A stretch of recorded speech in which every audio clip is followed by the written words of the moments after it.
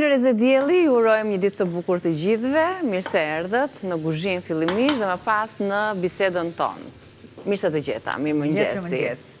Uroj të keni një ditë të qetë, me gatime të shishme, të përballoni vapën, ne kemi edhe një sallatë që do t'ju freskonte shumë sot, dhe një gatim të drekës, një tjetër gatim të peshë. Gjëra të shpejta, por që duhen për këtë stim. Pak dim shumë mirë që baza dreka duhet tjetë tik më e bollshme. Më e bollshme, normalisht tu kam vendosur mish, është një briam me oriz dhe me qumësht. Ka dhe briam të ëmbël, gjë që nuk e kemi bërë, po tani shumë vap. Kam qepën, gjëja kryesore qep, shumë pak vaj dhe pakës fare ujë. Ta lëmë që të zbutet. Dhe e lë direkt. Marë vezët dhe i shpërbëj.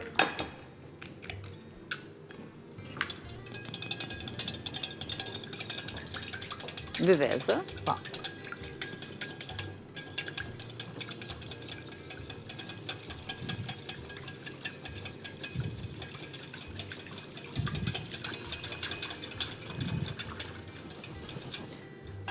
Me të njëjtën gotë mas që nisim, atë e mbarojmë. Pra, një gotë oriz, një gotë ujë, një gotë qumësht.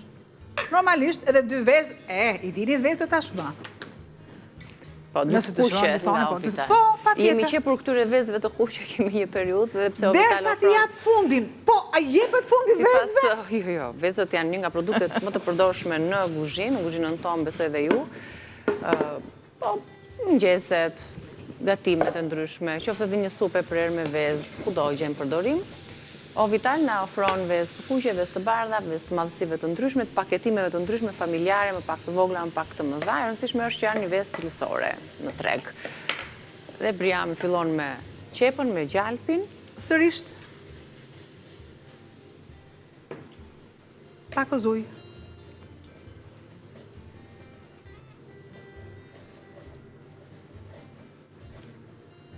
Derisa, filloj edhe tres gjalpin, i kam shuar pak vaj në fillim fare, dhe më pas gjalpin. Këtu shtoj masën e kripës dhe masën e piperit pakës.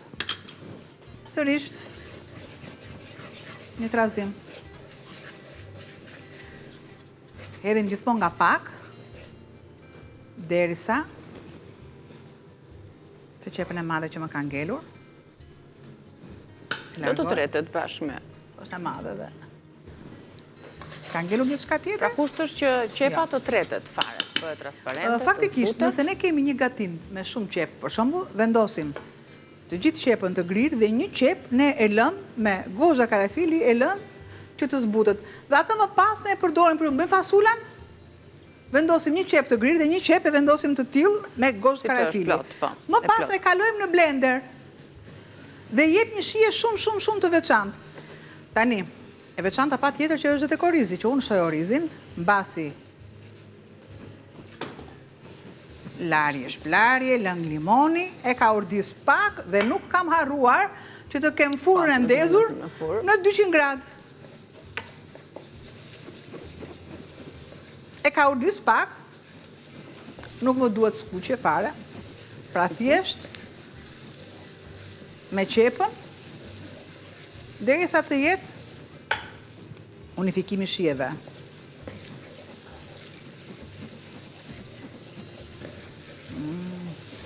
Dhe shohen aromat. I ëmblis, si briam me orizi, me qumësht, si ka dhe qep, apo? Si vjen i ëmbël? E ëmbla? Bëhet dhe i ëmbël, pra the briami. Normalisht, supa me qep është një supë franceze, ka ardhur nga Franca, që është e karamelizuar, që vjen edhe e sheqerosur, prandaj është e karamelizuar.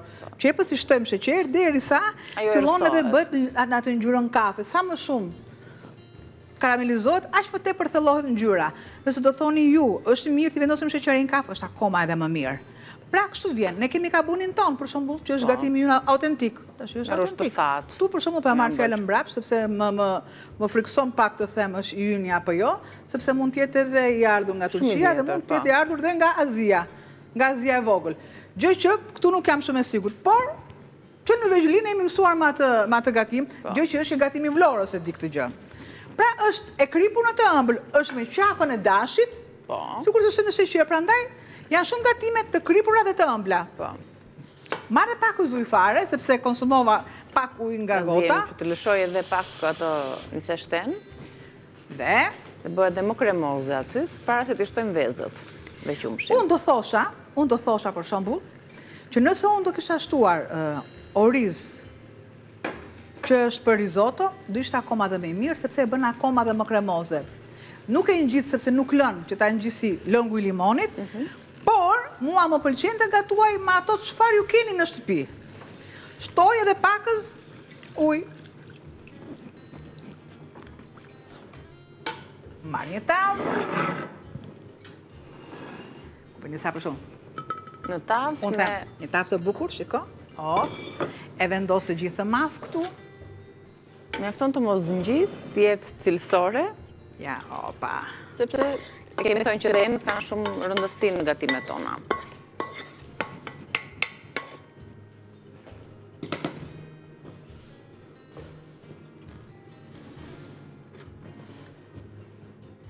Pra, qepa nuk duket fare. Është tretur totalisht. Edhe orizi pa ashtu është bërë pak më transparent. Në mbetet i shtojmë vezët edhe qumshin bashkë me një djathë të thërmuar. Shtoj djathën e ka marrë pak të fortë.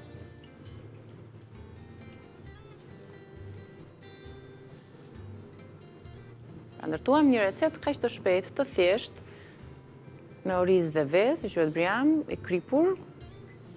Me do pardo, të lejtë që duart. Pjesa tjetër e kohës në furrë, pjesa e parë e ndoqët, se si u në formë kremoze edhe qepa edhe orizi. Tani është momenti i shtimit të përbërësit të fundit, përpara se unë të lexoj listën me produktet e kësaj recete. E shtoj? Aty po shtojmë pra vezët, qumshtin, kry, piper. Ka disa derisa të mbulohet. Që thjesht marrin vezën, rrahin vezën dhe luajnë si përfaqen. Unë dua të bëj diçka më ndryshe, sepse mendja shkret duhet gjithmonë të krijoj. E vendos në furrë me shumë dashuri ama, Dhe kjo ishte receta e parë. Jeli me sy përbërësve dhe njëherë një përmbledhje e përbërësve të shkruar për birjamin me qumësht dhe oriz.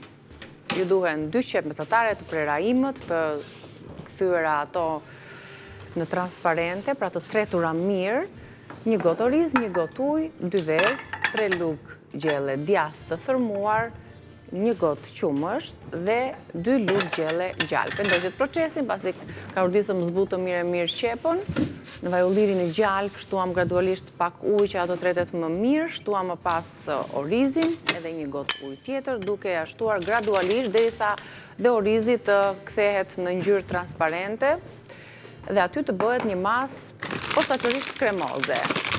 Pas këtë e transferuam në tepsi, mbi të cilën shtuam edhe përzierjen e vezëve me qumështin, kripën dhe piperin. E vendosëm në furrë, thërmuam edhe pak djathë të bardhë dhe po e presim të piqet.